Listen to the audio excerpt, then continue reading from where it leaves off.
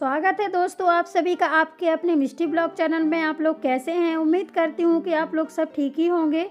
तो आज मैं यहाँ इस ब्लॉग में आपको दिखाने वाली हूँ कि किस तरह से हमारे यहाँ कार्तिक के महीने में जो व्रत किया जाता है वो कैसे किया जाता है और क्या क्या होता है। तो आप वीडियो के अंत तक बने रहिए। वीडियो शुरू करने से पहले हमारे चैनल को सब्सक्राइब कर लें, बेल आइकन को प्रेस कर लें ताकि जो भी हम वीडियो डालें उसका नोटिफिकेशन सबसे पहले आपको मिले।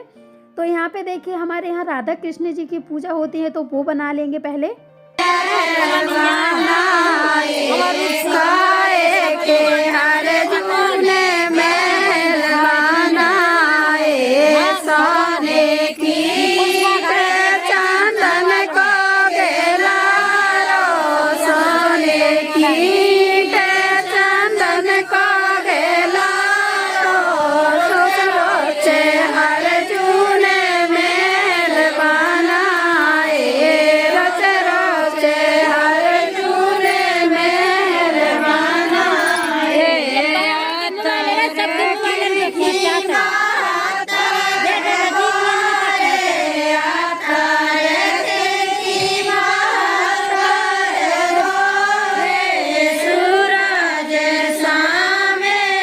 राधा कृष्ण जी की मूर्ति बना के बालू से अब उसी का ही पूजन करेंगे। तो यहाँ पे देखिए कार्तिक के पहले दिन ही जो भी कपड़ा होता है बिल्कुल नया वाला वो पंडित जी लेके आती हैं। जो मरहाजनी होती हैं वो जो साथ में कार्तिक नहाती हैं वो ही लेके आती हैं इस कपड़े को। फिर इस पे ही पूरा महीने कान्हा जी और राधा जी बनेगी, उनकी पूजा होगी।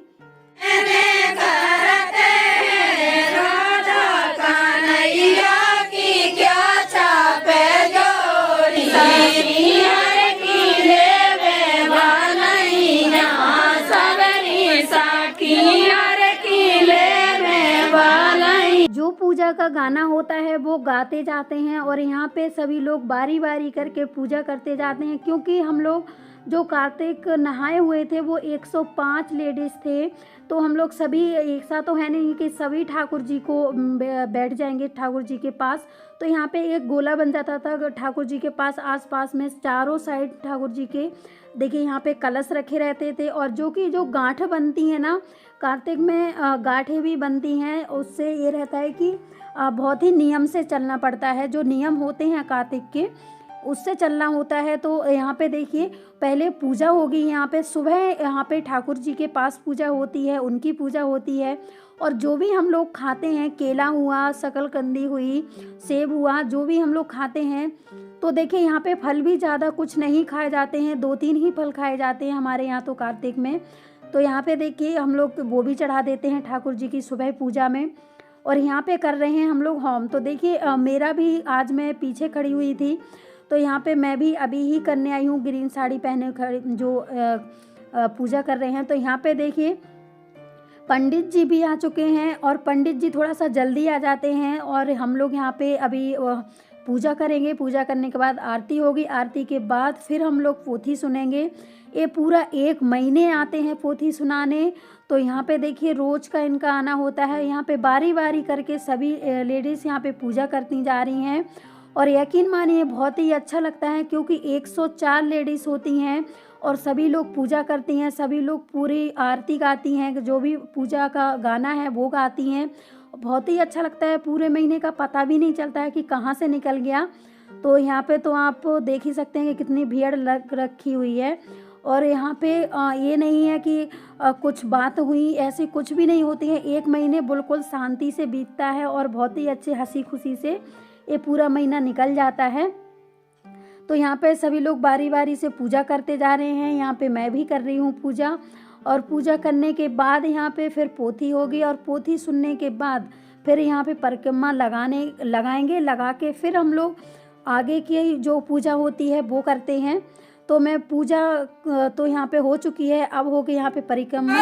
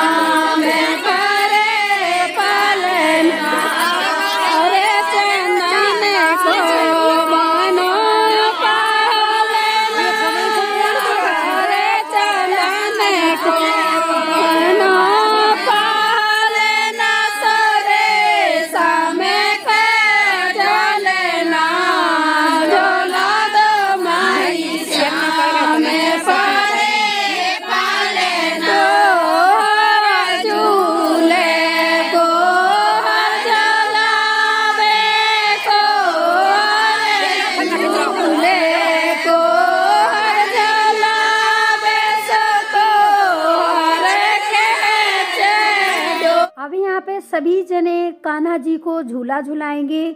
तो यहाँ पे देखिए बिल्कुल ये समझते हैं कि हम कान्हा जी को झुला रहे हैं। तो यहाँ पे सभी लोग थोड़ा थोड़ा हाथ लगवा के सभी लोग पकड़ेंगे, पकड़ने में की जगह भी नहीं रहती है, सभी लोग एक एक हाथ ही लगाते हैं तो भी जगह नहीं मिलती है पकड़ने के लिए। तो यहाँ पे देखिए कान्हा जी को झूला झुलाएंगे और फिर इन्हें झुला करके फिर हम लोग यहाँ पे नदी में, जो हम लोग नदी में स्नान करते हैं, वहीं पे इनको विसर्जन करवाएंगे।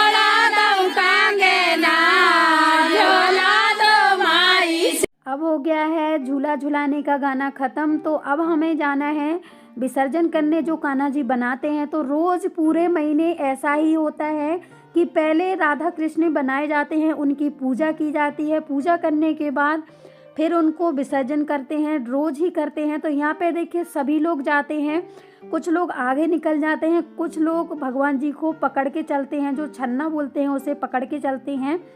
उस कपड़े को सभी लोग पकड़ लेते हैं चारों साइड से और फिर पकड़ के जाते हैं, कहते हैं कि सभी को पकड़ना चाहिए। तो यहाँ पे देखिए लड़ जाती हैं, कभी कभी तो लेडीज़ें इतना कि हो जाता है कि आज हमें विसर्जन करना है, आज हमें विसर्जन करना है, तो यही चलता रहता है।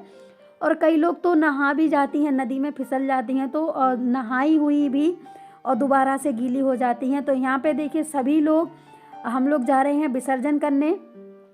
तो देखिए कैसे भी जाएं, भले ही गिर जाएं या कैसे भी, लेकिन कोई भी कान्हा जी को छोड़ता नहीं है, यहाँ पे पकड़े ही रहते हैं कपड़ा।